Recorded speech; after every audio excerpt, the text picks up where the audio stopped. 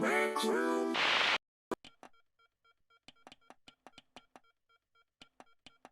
Lol, robo mouse go brr. Ooh, what this button do? Oh no. Hey internet, Swag here. And you saw that right? We've got some new toys to play around with.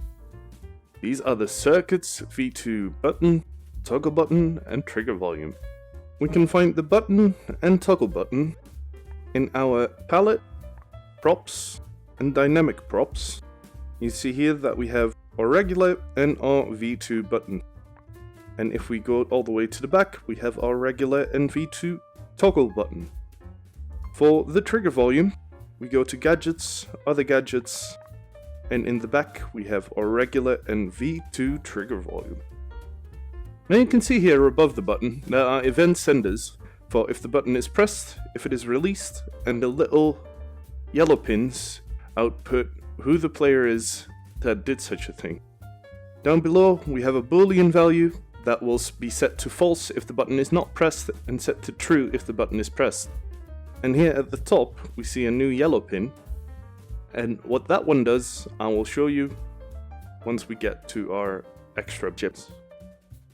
You can see here that our chip of the trigger volume has quite a bit of pins coming out from it. However, we no longer configure our trigger volume to either keep track of players or objects. Up here are all the pins for the player, down here are all the pins for the objects. So considering what you want your trigger volume to do, you can either ignore the top or the bottom half of this pin altogether. And as you can see, it's got another pin up there to output the object value. Like I said, our new toys come with some new interesting chips. Up here we have the button set text, which allows us to use circuitry to set the text of the button instead of configuring it directly. So if we wire our target pin to our object value pin on our button chip, we can put in an event and it will set the text on the button to whatever text you input into the button set text. If you want to read it out, you can wire the same pin to our button get text and it will output the text on your button into your circuitry. For our toggle button, the chip that we get is a long requested feature that will allow us to set the state of our button with a circuit input. Wire the pin to our target, give it an event, and it will set this button to either true or false, depending on the boolean logic that you input. Now you can see that our trigger volume has quite a lot of its own chips. I'm not going to go over all of them, but most of them are about either setting up extra filters for roles or items that will allow you to change the behavior of your trigger volume or detect different setups. I will show you a little demonstration at the end of our video when we get to our demonstration setup for the trigger volume.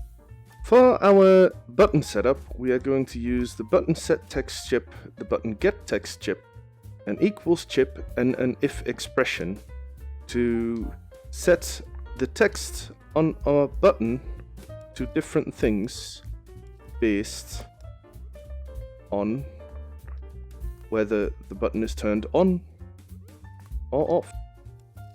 So, see, we need that there, and we need that there, and we are going to see if the button has a specific text.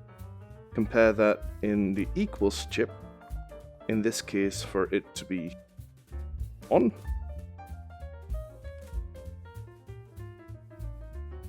If that is on, then we want our text to be off. So in our if expression, we will set then to off, and otherwise it will remain on. There we go. It's going to get the text on the button. See if that text equals on. If it is on, then the button set text will set it to off. If it is off, then the button set text will set it to on. So now it should go on, we go, and press it again, and it should go off. A thing we can do with our toggle button really easily, and our toggle button set is pressed. Wow, that's a mouthful, eh? Is set it up so that if we press it, it will start a delay.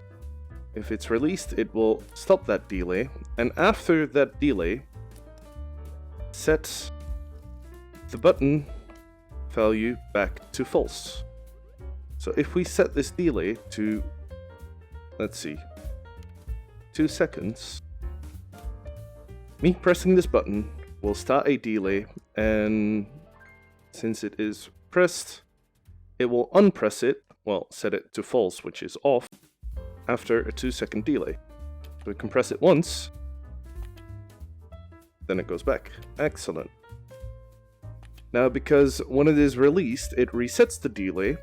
We press it multiple times, the delay is not still in the system, so it will wait another 2 seconds before it sends the delay through, giving you a consistent time.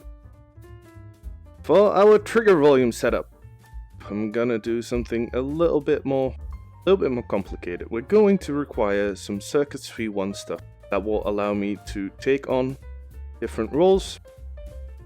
Here we have the role of Frank, here we have the role of Dave.